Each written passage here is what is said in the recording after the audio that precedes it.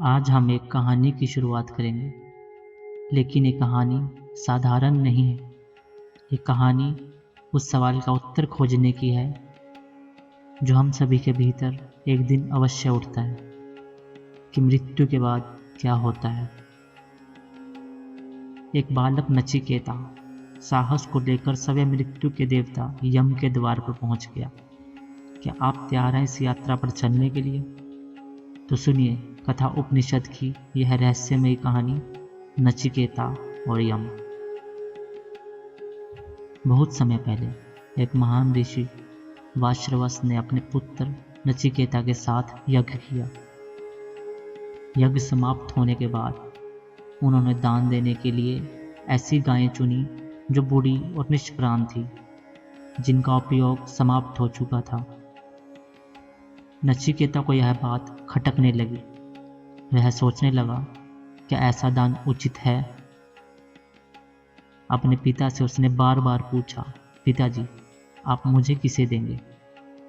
क्रोध में आकर वाश्रवस ने अन्यास ही कह दिया, तुझे मैं मृत्यु को दूंगा। नचिकेता के लिए ये शब्द अंतिम सत्य बन गए। उसने सोचा, मृत्यु क्या है? मृत्यु के बाद क्या होता है? और वह मृत्यु के देवता यम के पास जा पहुंचा। यम उस समय वहां नहीं थे। 3 दिन और 3 रातें नचिकेता ने बिना किसी शिकायत के यम का इंतजार किया। जब यम लौटे तो उन्होंने नचिकेता के धैर्य और साहस से प्रसन्न होकर 3 वरदान देने का वचन दिया। पहले वरदान में नचिकेता ने अपने पिता की शांति की कामना की। दूसरे में उसने स्वर्ग लोक का रहस्य जानना चाहा। और तीसरा प्रश्न वह था जिसने यम को भी हिला दिया। नचिकेता ने पूछा कि मृत्यु के बाद क्या होता है? यम ने उसे हर संभव संसारिक सुख संपत्ति का प्रस्ताव दिया। कहा, ले लो ये सारे ऐश्वर्य, पर यह प्रश्न मत पूछो।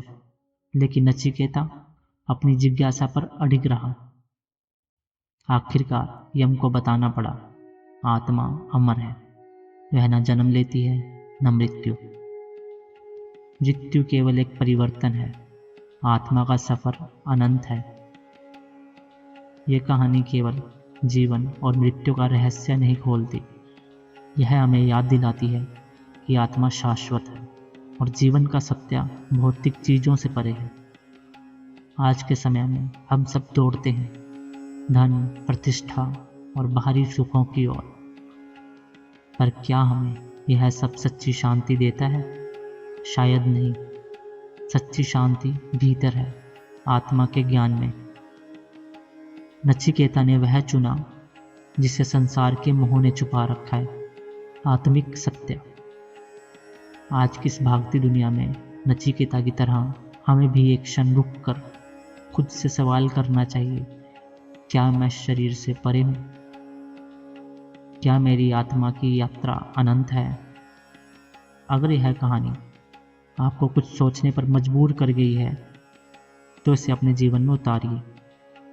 नचिकेता की तरह साहस कीजिए और अपने भीतर की शांति को खोजिए। और अगर इस यात्रा में साथ चाहिए तो हमारे चैनल को सब्सक्राइब कीजिए।